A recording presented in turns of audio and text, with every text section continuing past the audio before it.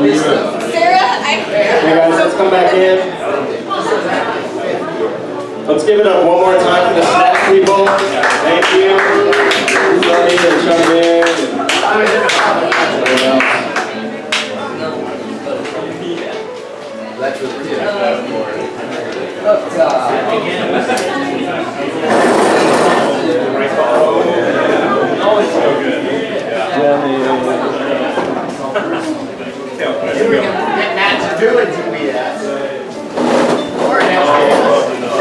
I think he needs all 9 months.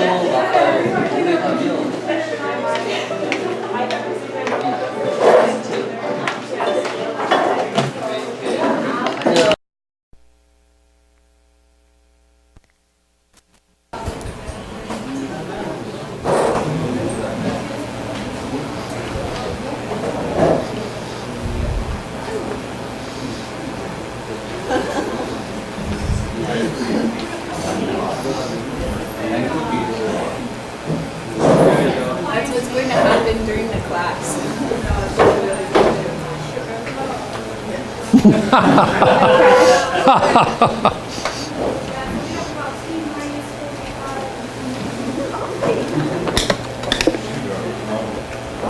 Oh man.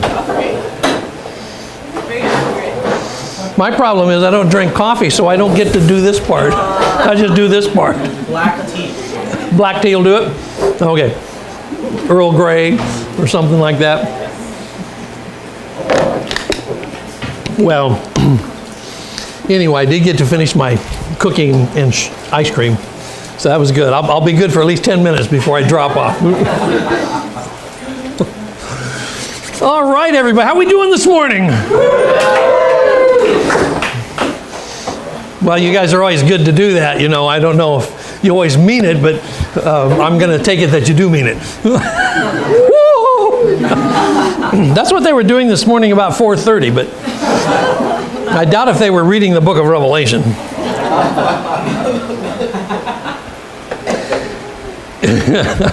In chapter 12 of Revelation, you come to the passage that talks about Satan being cast out of heaven. And that's an interesting topic because clearly the dragon represents the devil. You might not know that until you get there, but it does say that quite specifically. And there are different ways of understanding the expulsion of Satan from heaven. So let's talk about some... are you tired of these different views by now? Probably are. Oh, gee, not 3 more views! No! No, no!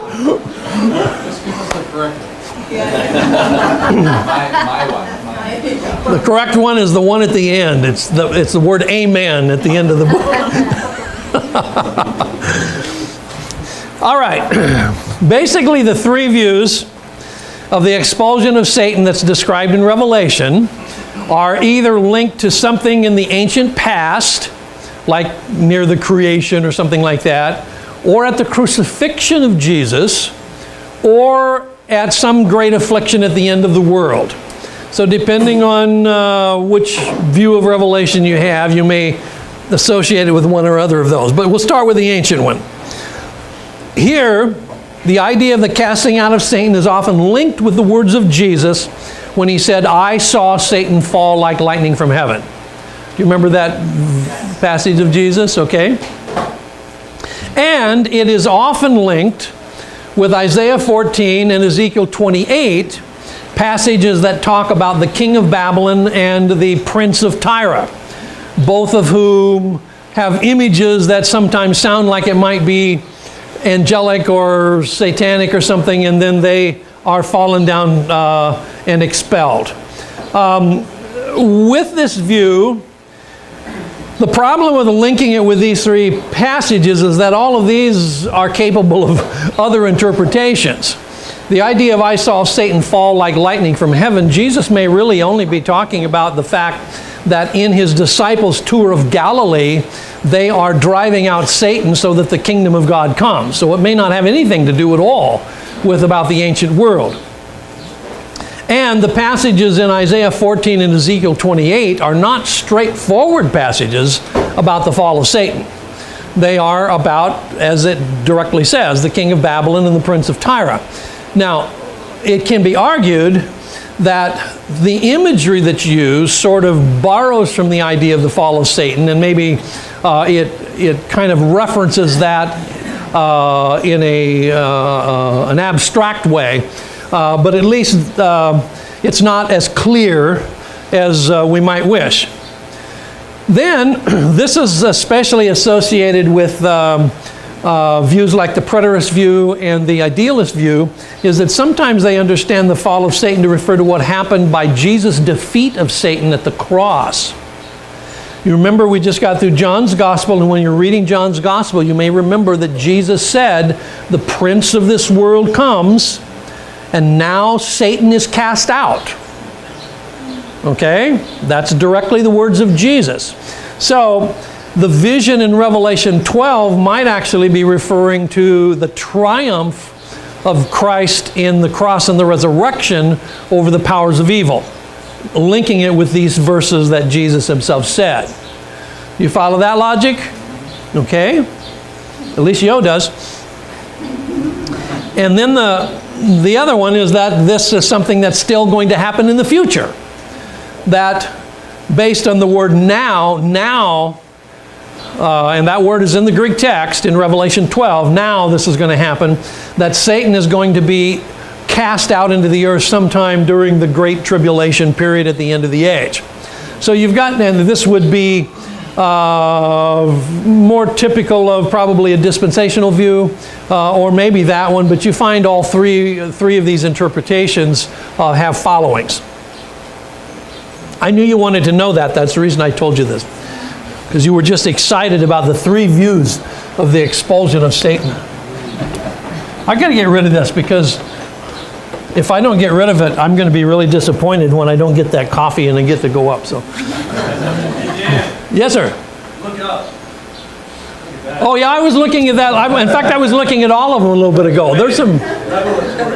They are. They're really great. I like the octopus. I'm not just exactly sure.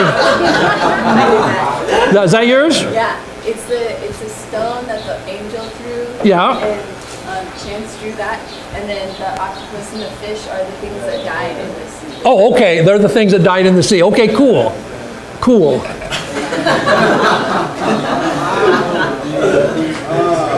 I really like the guy in the boat that's saying, "Baby loom." No, it's Babylon, I guess.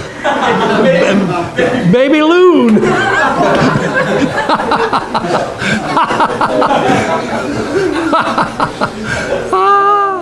Those are great. I can pretty much tell which of these over here was done by our Jewish brother. He's got all the Hebrew in there. That was me. Well, that was you? Oh, okay. Well, cool. The one is upside down, but I assume that's on purpose. No, it was because we were all on opposite sides of the table. Oh, I see. Oh, okay. I see. Yeah. Oh, okay. That makes sense. Why you're going around. Okay. All right. I get you now. Okay. Cool. I like the crushing of the serpent's head. I think that's cool. Oh, is that you? All right. All right. Well, that's not only in Revelation, that's also in Romans. The God of peace will soon crush Satan under your feet. Okay? And the four horsemen, those are cool. Nice colors, the right colors and all that sort of thing. Kings. Anyway, I've got to look at all of these a little more carefully because I haven't had a chance to go through them all, but they're really cool. I like this, the lamb with the 7 eyes over there. That's cool. Yeah. And, oh yeah, okay, yeah, and I see the one with a lot of, I'm assuming Korean, that I don't actually know what it says, but I... Hallelujah? Okay. We'll pray for the gift of interpretation. Yeah, there you go. And the tree, is that the tree that is growing on both sides of the river? Well, hey, no, that's actually what it says in Revelation. The tree grows on both sides of the river. Black tree in the corner there. No, that's already been there.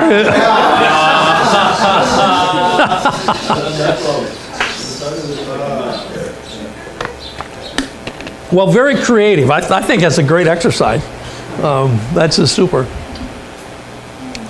I almost hate to come back to the lesson. It's more fun to talk about art. Do you find it surprising that the Bible uses stock images from the ancient world, like the woman and the dragon and so on? If no, why? If yes, why? God, the creator of the world, he can use anything he wants. Well, he can say anything he wants. But in a way, it's a little bit like what we talked about in Jude, where Jude uses things, he uses texts that are not biblical texts, but he alludes to them. Or Paul, as you may have run into earlier in your class, pulls things out of Greek poems and quotes them. In fact, the one, and I'll have to be honest with you, I have to say, Paul is very brave, or else the Holy Spirit's very brave. Something when Paul quotes the poem and says, "We are his offspring." This is in his discussion with some of the Greeks. You know, the phrase "we are his offspring." I don't know that you know where this comes from, but this comes from the Ode to Zeus. And it says, we are Zeus's offspring, and Paul quotes that. He's not talking about Zeus, he's talking about Yahweh, but he's got more guts than I would. I mean, I would probably say, no, I'm not, I don't think I'll use that illusion, but apparently he felt like it was worthwhile in that context. I think it makes it difficult when you're doing apologetics. Maybe, yeah. One argument is that Christianity is just a hodgepodge of older religions. Yeah.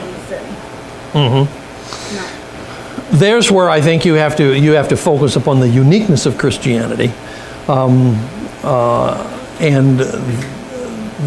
virtually any thought form is going to make allusions to some things in the world, because you always work from the known to the unknown. But there's where I think you really have to focus on the uniqueness of the gospel. Yeah. Well, in any case, the dragon seeks to destroy the child that the woman is going to bear. This is the Messianic child. And the child ascends to God in his throne, which is probably a reference to the ascension of Christ, who now is at the center of the throne as the Lamb. And he is to rule the nations. So who is this woman that is left? Now the woman is left on earth and she flees into the desert. What does that parallel in the Old Testament, the woman fleeing into the desert, where she's preserved? Pardon? Hagar? Well, that's an interesting idea. It could be Hagar. I think I would probably make the connection more with Israel in the desert after the Exodus.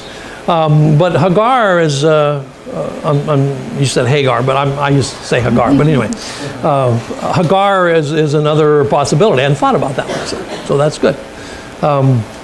In any case, once again, major interpretations. There's the preterist interpretation, in which the woman represents the people of God who are left in Jerusalem at the time of the first Jewish revolt, and who evacuate Jerusalem and go to live east of the Jordan in Pella.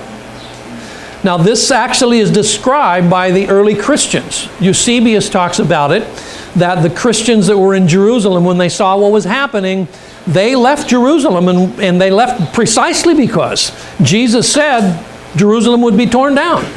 And they took that seriously. And so they went across the river and they lived in Pella. So that's one interpretation of the woman and her flight. That would, of course, lock it into the 60s in that period of time. Then there's the idea that this has to do with the church age, and the woman is the whole Christian church that faces a world that is controlled by Satan. And so we, as it were, live in the wilderness of a world that is controlled by the power of evil. And God protects us until the end of the age when we will be rescued. And then there is the idea that this is referring to the end of time. That the woman is either the Jews in the world at the end of time, or maybe the whole community of God's people who are facing the Antichrist, but they are protected during the Great Tribulation until the very end and Christ comes. So there are kind of three ways that this passage is interpreted. And then we come to the beast and the dragon more clearly. The beast from the sea is the agent of the great red dragon. Did you notice of the two beasts that one is from the sea, the other is from the land? Okay, you notice that? The beast from the sea is the agent of the great red dragon, and he persecutes the offspring of the woman. And often, dispensational interpreters see the healing of this deadly wound of the dragon to be a revival of ancient Rome in modern European Union. Now, for those of you that aren't familiar with that, may seem like a stretch, but nonetheless, that is a fairly typical interpretation, that the deadly wound that was healed is the revival of the Roman Empire.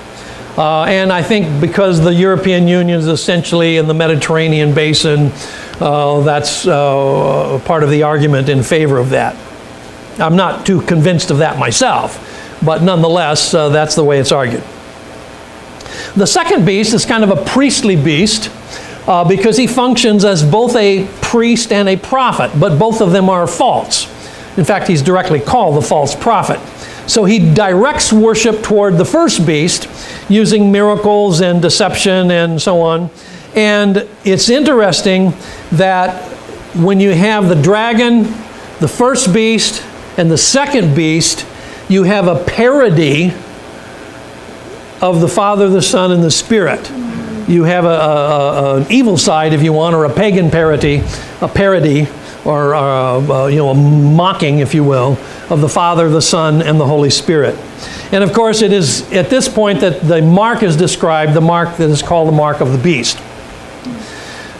Now, this mark, the Zaragma, is both a number and a name. Many interpreters have tried to figure out exactly the beast's identity by using numerical equivalents of the letters. When you go back to the first century, there was not yet invented what we call Arabic numbers. So back in the first century, instead of Arabic numbers, letters of the alphabet are used for numbers. So if you are wanting to write 1, you write it as an aleph. Number 2 is bait. I'm in Hebrew, I'm sorry. I got to switch languages here. Beta is what I'm trying to say. And so on down the line. So, anytime you have a name, whatever that name is, the letters of the name will have numerical equivalents, and you can add them up and they will equal some particular number. Does that make sense? Yes. Okay. We are accustomed to seeing this primarily in the modern world only with Latin numbers. So we know that this is 1, this is 2. We know that 500 is like a D, 1,000 is like an M in Latin numbers. Everybody on board with that? Okay. So they do that in the ancient world with all of the languages, actually. So the upshot of that is that a number of people have tried to figure out names that will equal 666. And one really big one comes up, and they discovered this one pretty early because it's in the early church fathers, that the name Nero adds up to 666 in Latin. And in Hebrew, if we add Caesar to the front of it, it adds up to 666. Now that was quite impressive to a lot of ancient people. They thought, whoa, that's almost too good to be true, yeah. But in Latin. Pardon me? But you say in Latin, right? Yes, in Latin and Hebrew. And so the original reader could not understand that yet. Well, maybe, maybe not. I mean, Latin is certainly a known language at the same time that Greek is. Right, but Greek is used. But Greek is used more. Latin is a more academic language used by the Senate and scholars, but not so much by common people. So you're quite correct. So I don't know how valid that is, but nonetheless, it does work out that way. With maybe one glitch if some manuscripts are right. There's one or two manuscripts that actually does not have 666. This is the one we're used to. There is a textual reference to 616. And if that's true, that throws everybody's scheme in the garbage because it just doesn't work with all of the stuff. There have been modern attempts to do the same thing with 666, finding numerical equivalents, and some of the more original ones are John F. Kennedy and Henry Kissinger. I don't know. They're just interesting. However, there's a really concerted effort by the historicists to come up with this 666 out of the letters that are in the pontifex, the crown of the Pope. He has letters on his that pointy looking crown, and they add up to 666. But they've been tried with everybody from Martin Luther, that he was 666, to Yasser Arafat, all kinds of different people, Mussolini, Hitler, and so on. So then, Yeah. does Greek letters have numerical values or not? They do. They do. However, they don't seem to work as well as the Latin and Hebrew. So the ones who are impressed with the Latin and Hebrew are saying, well, John is being sort of artful, I suppose, at this point. And the critics would say, well, if you're going to do it, you should at least do it in Greek, because that's what the book is in. So it's a little dicey. Yeah.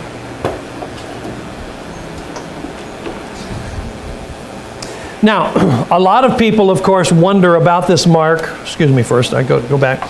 Whether it's literal or figurative. But as I mentioned the other day, for consistency's sake, if you're going to make the mark of the beast literal, then you probably ought to make the mark of the Father's name in your forehead literal too. It wouldn't be very consistent to have one that's symbolic and the other literal. So in my own opinion, for whatever it's worth, I find it very hard to look at this mark as though it were a literal mark. So I'm not in some sort of paranoia that somebody's going to tattoo 666 on my forehead or put a subcutaneous chip on my wrist with 666. I'm not saying that couldn't happen, but I'm really not sweating on that one. I'm sweating, but I'm not sweating on that one. I'm just sweating because it's hot. All right. Now we have the harvest. Two metaphors describing the harvest. That means we're closing in on the end of this book. The first is a grain harvest. And that reminds us of the parable of the wheat and the tares that Jesus said, where the wheat is gathered in, the tares are separated out, the wheat is preserved, and the tares are burned with fire. So that's one metaphor, the grain harvest metaphor. And the other one is the grape harvest, where the clusters of grapes are thrown into the wine press and trampled. Now, an ancient wine press, there's more than one kind, but one kind of ancient wine press is basically a vat with poles on the side and basically a rope, and people hang on the rope and squash the grapes with their bare feet. And then the grapes, or the juice, comes out of some kind of a hole in the bottom into a catch basin where they catch it off and bag it in skins and whatever they do. The idea of treading the grapes is this idea of hanging on the rope and actually squashing the grapes. Except here, the squashing of the grapes is like the squashing of people. Ooh. And their blood runs out all over the place, It's a pretty striking metaphor. And later, then the rider on the white horse is going to have his robe as though it were dipped in blood. That's because he's been squashing grapes.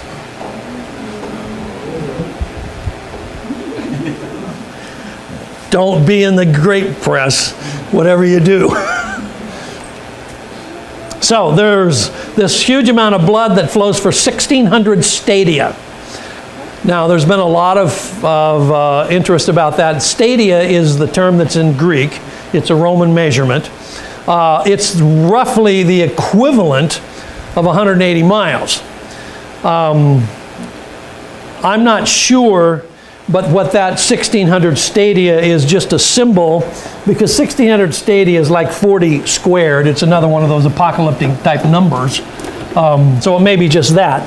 But anyway, it could be even a hyperbole, but it describes this blood that is flowing throughout the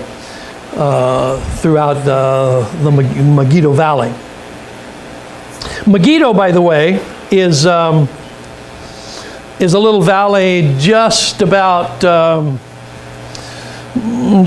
here. It's sometimes called the Esdraelon.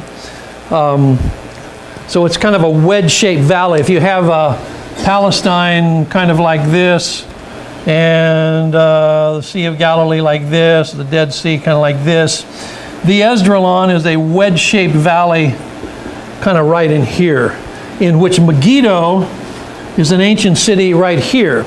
Now, the word Armageddon means the mountain of Megiddo. So it's directly related to Megiddo. And a lot of things happened in Megiddo. There was the death of Josiah was in Megiddo. The battle between Sisera and Deborah was in Megiddo, for instance. So it's a scene of a lot of ancient battles. So we come to these last 7 plagues that parallel the plagues of judgment in the Exodus. I don't know if you noticed this, but look at how many similarities there are between what happened in the Exodus and what happens in this 7 last plagues. Boils and sores, water turned to blood, darkness, river frogs, and storm. All those, that's probably more than incidental. That's probably a direct, intentional parallel, that what's happening at the end of the book of Revelation is like the Exodus of, sort of like the second Exodus, if you will, of the people of God. This time from the world, not from Egypt. And you will find also a strong parallel with the trumpets. I don't know if you noticed that.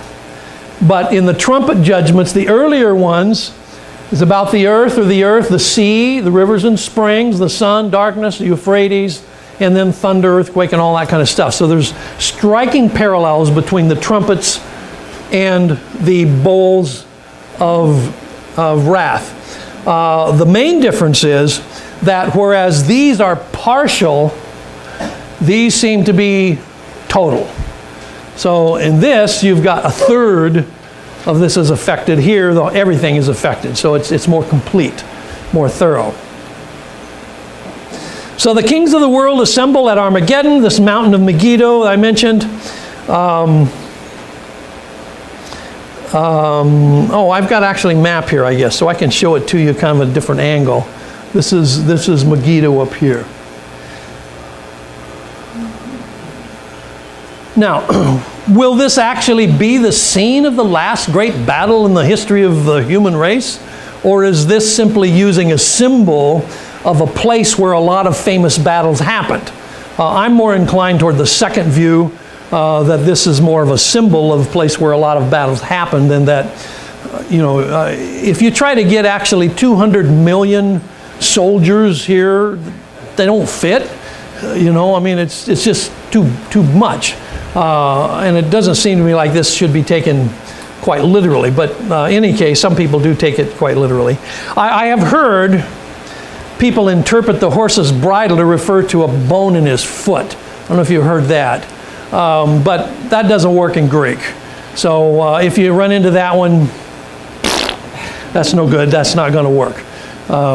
It does actually mean what it seems to mean, the horse's bridle. The Gaza Strip is right over here. So we're kind of looking, mostly we look maps this way, and this one's looking this way. But this is the Gaza Strip right here. And Jerusalem is going to be right here. Masada is going to be right about, I'm on this side, right about here. En-Gedi is going to be right about here. Jericho is here. Beit Shan is right up here. I'm not sure all the ones you're familiar with, but Megiddo is a very, very old fortress. It is before the Israelites. There are letters from the king of Megiddo to Pharaoh Akhenaten in the Amarna texts that are before the Israelites ever even arrived. So it's a very, very old city that guards a pass, the only really good pass through this mountain range, which is why a lot of these battles happened there, because this fortress is guarding that pass. That's why Josiah went there to oppose Pharaoh Necho, because this is the way Necho could get through, and Josiah is going to try and get in the way. And Necho says, you need to move aside. Josiah says, I'm not moving. Josiah dies. So it's kind of abrupt end for him. How has the idea of Armageddon captured the imagination of the world? Even people who know almost nothing about the Bible have heard the word Armageddon. And it only appears once in the Bible, and this is it, this one passage. How has this idea captured the imagination of people? What do you think, Steve? I think people get caught up that Armageddon ushers in the end of time. So in a sense, Okay. if that ushers in the end of time, there's almost like no hope. Well, I think everybody's fascinated with this idea of an apocalyptic end of the world. I mean, more and more now, there are, it seems to me like a continuous stream of movies that are apocalyptic in one way or another. I mean, they're like, you know, huge turbulence and the world is disintegrated and everything's now Gotham City or some version of it, you know, where there's been massive destruction and sometimes there's only one or two people left, you know, trying to survive in an alien world and all this kind of stuff. It seems to have sort of embedded itself in the imagination of the public at large, this idea. And it's interesting it's done so because it's only from this one passage that we have this word. Well, then we have Babylon the Great, the mystery of Babylon the Great. John offers some clues to identify Babylon. And I don't know if you noticed them all, but I want to list them for you. It's the city that made all nations drink of the wine of her adulteries. Not only the wine, the maddening wine of her adulteries. Probably wine with an additive. It's the city that sits on 7 hills. It's the city that rules over the kings of the earth. It's the city that is home to demons and every evil spirit. It's the city that is drunken with the blood of Christian martyrs. If you were living in the first century and you read these descriptions, what would you think this was talking about? What city of the ancient world would fit this description? Pardon? Probably Rome.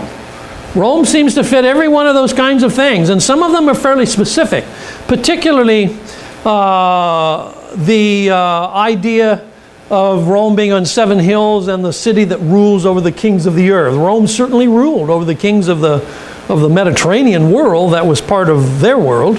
The 7 hills form the geographical center of the city of Rome. The legions of Rome had conquered the nations and so on. Here's the 7 hills of Rome, by the way. And in fact, the 7 hills of Rome is not just something in the book of Revelation. The 7 hills of Rome are talked about in Virgil, Martial, and Cicero. These are all Roman writers who typically identify Rome as the city built on 7 hills. And these are the 7. The Quirinal Hill, the Verminal Hill, the Esquiline Hill, Capitoline Hill, Palatine Hill, Caelian Hill, and the Aventine Hill. Within this red line, which is the border of the city of Rome, it's built on these 7 hills. So I think probably the early reader or listener of this book, more of a listener than reader, but the early listener of this book would almost certainly identify the city on 7 hills with the city of Rome. Because it was the way Rome was often described in the ancient world. Now we come to the beast and the heads of the beast. And one of the popular ways is to try to correlate them with the Imperial Caesars. And of course that then is related to when the book is dated, what we talked about yesterday. And which is the first one. Here are the Caesars in the time period we're talking about. You start with Julius. The reason you have Julius as the beginning, that's not the beginning of Rome, but that is the beginning of the empire. Oh, bless you. Cold water. Ah.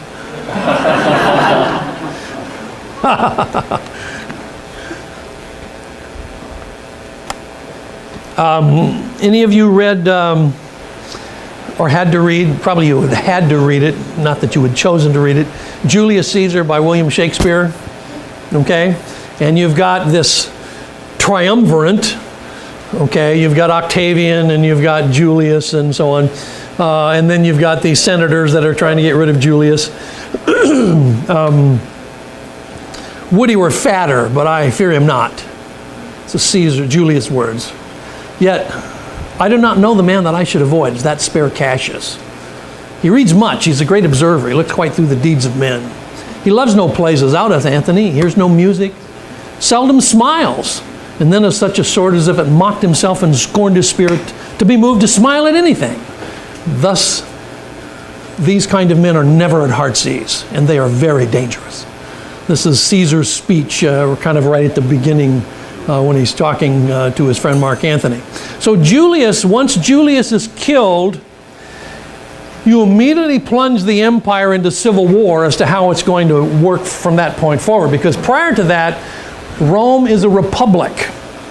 Now Rome is going to move toward becoming an empire, and the one who is the first emperor is going to be Augustus. So even though Rome is much older than these are the formative characters in the transition from a republic to an empire. Augustus, Tiberius, of course Augustus was the one who was the Caesar when someone important was born. Jesus. Okay. Well, good. You did good on that. Tiberius was the one who was in power when Jesus was his ministry and his crucifixion. And then you've got Caligula, who is kind of a nut. Say too much about him. Claudius, during Claudius' reign, there was a prophet who said there would be a great famine, and that happened during the reign of Claudius, according to Luke in the book of Acts. And then Nero, probably responsible for the death of Paul and Peter. Vespasian, who begins the siege of Jerusalem. Titus, who finishes the siege of Jerusalem. And eventually Domitian, who is very aggressive in his persecution of Christians. So all of these characters have links to the New Testament story. Now, if you're going to interpret the seven heads of the beast, and one of them now is, and the other's not yet come, then it's real important where you start counting and who you think the one that now is, right? Y'all with me? So if you're in the 60s, this is the one who now is. If you're in the 90s, this is the one who now is. So this becomes a paradigm that is real critical for interpretation. Now, one of the basic principles, of course, is how would the first readers read this? If we knew exactly when the first readers were reading this, we'd have a pretty good idea who the one who is. But of course we don't for sure. That's the $64 question. So if we go with a date in the 60s, then it's going to start with Julius Caesar, Augustus, Tiberius, Gaius, Claudius, and then go to Nero as the Caesar who now is. The one who is yet to come is unknown, but sort of a Nero revived, based on the idea that was widespread in Rome, that Nero would come back from the east, from the dead, with all of his armies and retake the city of Rome. It was a very popular mythology. So this is a date in the 60s if we're going to do the Caesars that way.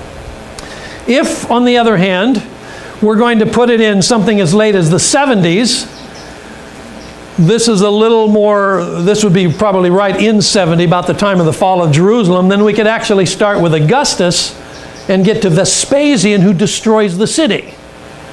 So this fits with a preterist view that the temple and the city references in the book have to do with the time of Vespasian and the attack upon Jerusalem. Then the one yet to come would be Titus or Domitian, who would follow Vespasian. Some would say Vespasian and Titus are kind of collapsed into one because both of them were responsible for the death of Jerusalem, and then Domitian would be the one to come. But in any case, this would be like a date in the 70s. Now here's an entirely different spin on it. If you take it into the 90s, you might not actually try to do it with the Caesars, you might try to do it with world empires. Similar to what happens in some of the visions of Daniel. So then you would start with Egypt, Assyria, Babylon, Medo-Persia, Greece. The one who is Rome, and the one who is yet to come is the kingdom of the beast at the end of the world. This would be more popular among dispensationalists. These would be more popular among preterists. Okay? More views, right? Oh, good. Oh, joy. More views. And then you have the 10 horns, which obviously seem to be patterned after the fourth beast in Daniel's vision of beasts in Daniel 7. So, trying to make that linkage is tricky too. We're going to, we could only do it symbolically if we go back to the Maccabean view, where they represent the kings of the ancient Greeks, which is in the Old Testament only. But if we go to the Caesars, then it's going to be similar to what we just saw, somewhere from Julius to Titus, the 10 heads. Or land areas, this would be similar to that third view, or some kind of symbolism, where 10 doesn't necessarily represent a mathematical number, but more a symbolic number of the full number of nations that are against the people of God. And then finally, the dispensational view, that is the European Union. Back in the early days of the economic common market, when there was only like about 6 nations belonging, the dispensationalists were really eager because they said, boy, if they ever get 10 nations, then the world's going to end. Well, unfortunately, it shot up to about 23 or so. So suddenly it wasn't as appealing as it used to be. But then it started reducing, and so in any case, they still expect there ultimately to be about 10 of them that would be part of the European Union. This is an idea that flies mostly really well among American conservatives. It does not fly well at all anywhere in Europe that I can see, except where there are American influences by missionaries or something like that.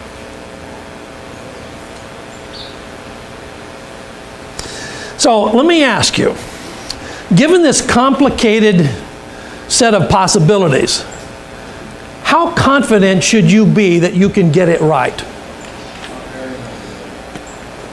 That's a good answer. Probably not very.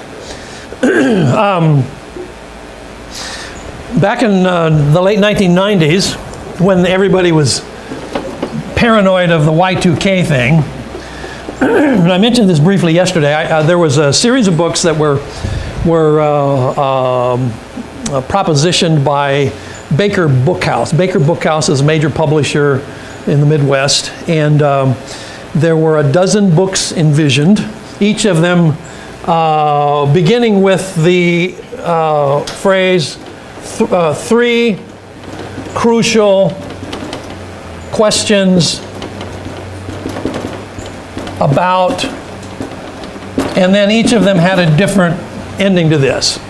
One of them was on the historical Jesus, which was by a scholar from Oxford University, and one was on the Trinity by a scholar from Baylor University. Anyway, there's a bunch of us, and I was assigned the book on 3 crucial questions about the last days.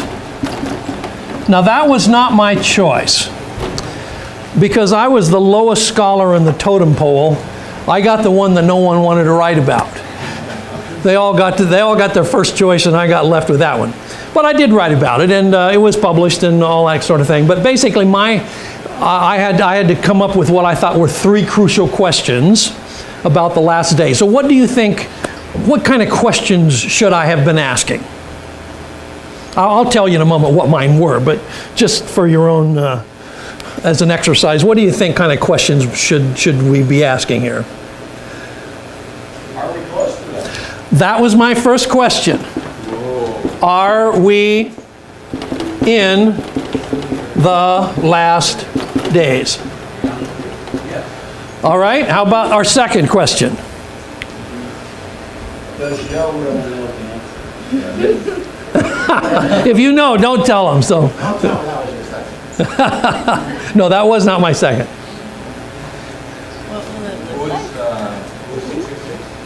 Well, you're both close, actually. What does it look like? It was 666. My second question was, should Christians be trying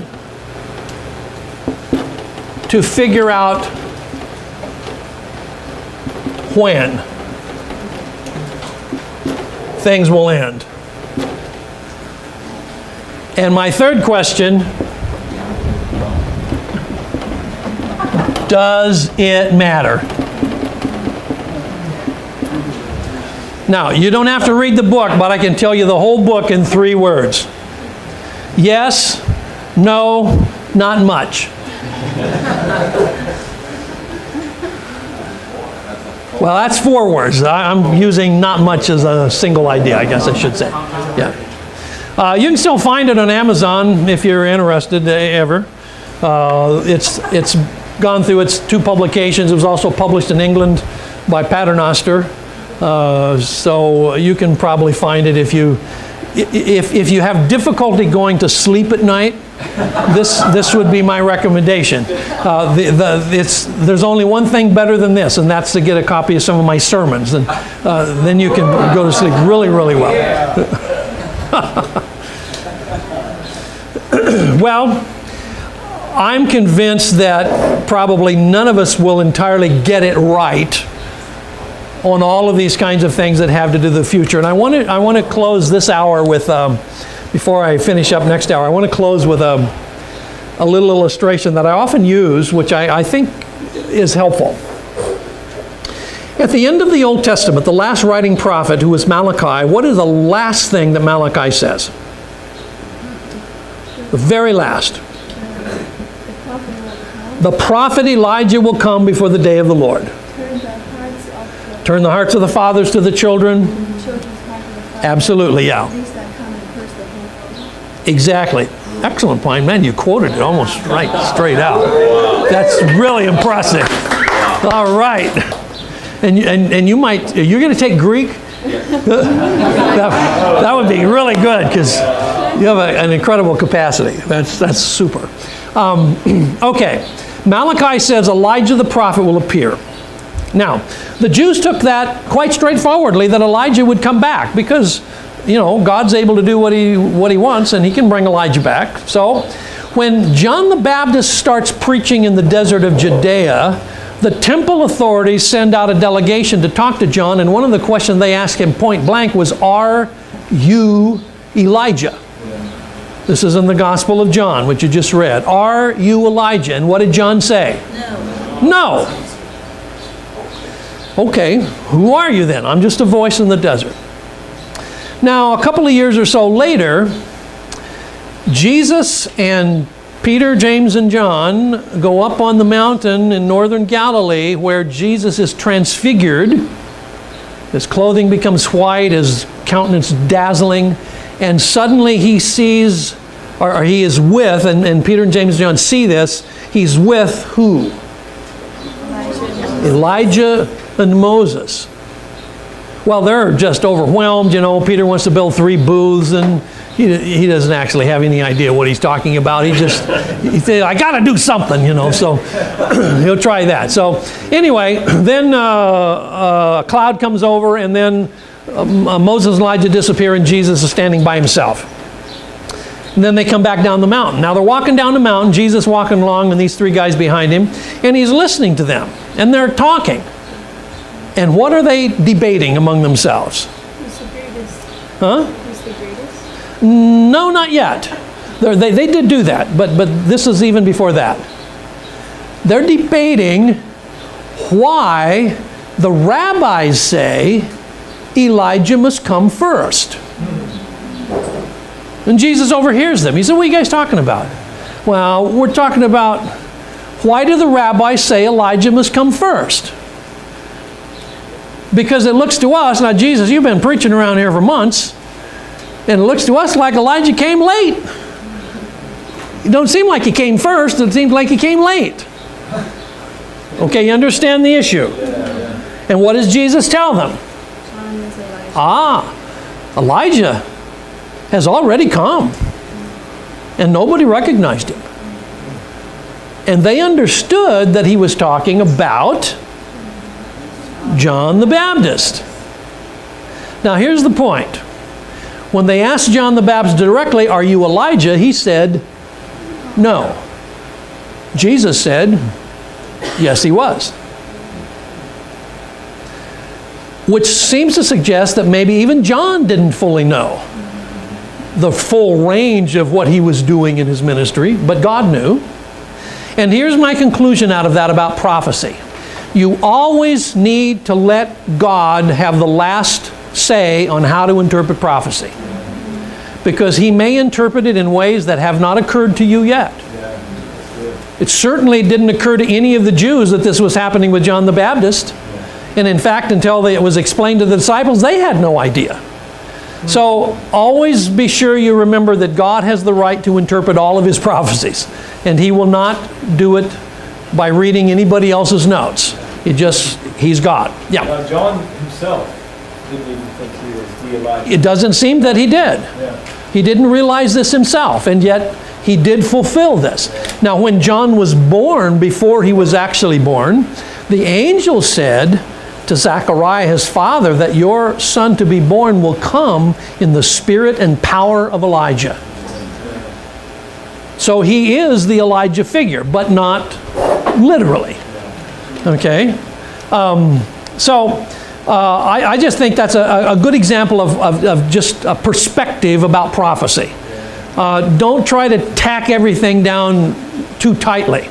And my advice to you is if you get into these charts, you know, some people draw lots of charts that have to do with prophecy, kind of like what you did yesterday, I guess. These aren't really charts. These are just... no, I don't mean SBS charts, but particularly dispensationalists have been very famous for drawing long charts of how the world's going to end. Timelines for how the world's going to end. They started with a man by the name of Clarence Larkin from Philadelphia back in the early 1900s, and they've been drawing them ever since. You can get whole booklets of just these colorful charts of the beast and all this kind of stuff. My advice is if you're going to draw that kind of stuff, use cheap paper. That way you won't feel so bad when you have to wad it up and throw it away.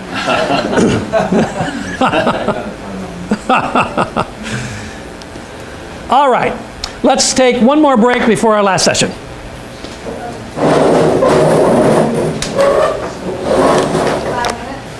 Yeah, this is a short one. Yeah, 5 minutes. Let me just take this off.